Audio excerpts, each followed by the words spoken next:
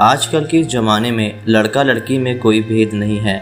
पहले के ज़माने में अक्सर लोग यह मानते थे कि लड़कियां जीवन में लड़कों से कभी आगे नहीं बढ़ सकती हैं। लड़कियों का स्कूल जाना और पढ़ना लिखना अच्छा नहीं समझा जाता था। लड़कियों को सिर्फ घरेलू कार्यों में ही गिना जाता था। लड़कियों की छोटी उम्र में शादी कर दी जाती थी और उनके सपने भी समाप्त हो जाते थे। मगर आज ऐसा नहीं है। लड़कियां कई क्षेत्रों में लड़कों से आगे निकल गई हैं। 10वीं और 12वीं कक्षा में लड़कियां स्टेट टॉपर बनके अपने आप को साबित कर रही हैं। लड़कियों ने समाज को साबित कर दिया है कि वह हर कार्य को करने में सक्षम है। दोस्तों, आज मैं आपको एक कहानी सुनाता हूँ। एक गांव में मनोज और सीमा नाम के पति पत्नी रहते थे।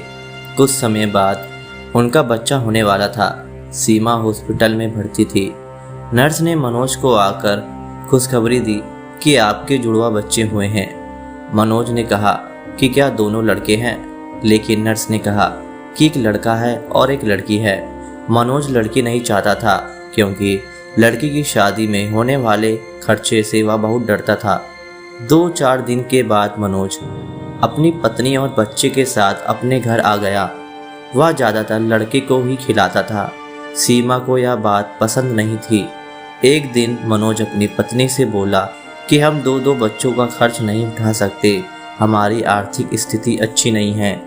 इसके अलावा लड़की की शादी में होने वाले खर्चे को भी हम नहीं उठा सकते, इसीलिए हम लड़की को मेरे मित्र को सौंप देते हैं जिसकी कोई संतान नहीं है। वह हमारी लड़की को हमसे भी अच्छे से पालेगा क्योंकि वह बहुत अमीर है।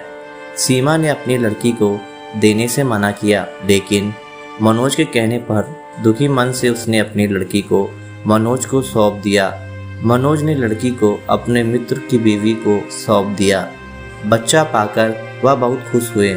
इसके बाद समय बीतता गया। मनोज अपने लड़के को अच्छे से पाल रहा था और उसकी हर इच्छा को पूरा करता था। लड़का जब 20 साल का हुआ तो उसने मनोज से बाइक दिलाने की जिद की। मनोज ने अपनी बीवी के गहने बेचकर उसको बाइक दिला दी।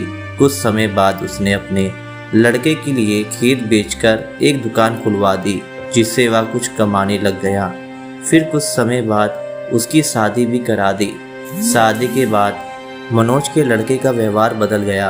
वह अपने पिता से बोला, आप मेरे ससुराल वालों को ताना मत मारा करो। रोज रोज वह किसी बात पर अपने माँ बाप से झगड़ा करता था। एक दिन उसने मनोज और सीमा दोनों को ही उन्हीं के घर से निकाल दिया। बहुत समझाने पर भी वह नहीं माना। मनोज और उसकी पत्नी एक मंदिर में गए। वहां पहुंचकर सीमा ने मनोज को कहा कि मंदिर का प्रसाद खा लेते हैं। जब वह दोनों प्रसाद ले रहे थे तो वहां पर मनोज के मित्र की पत्नी आ गई। उसने मनोज को पहचान लिया।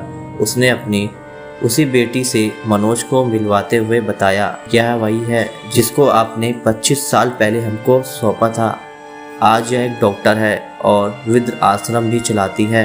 मनोज और सीमा अपनी बेटी से मिलकर बहुत खुश हुए और उन्होंने अपनी सारी बात अपनी बेटी को बताई।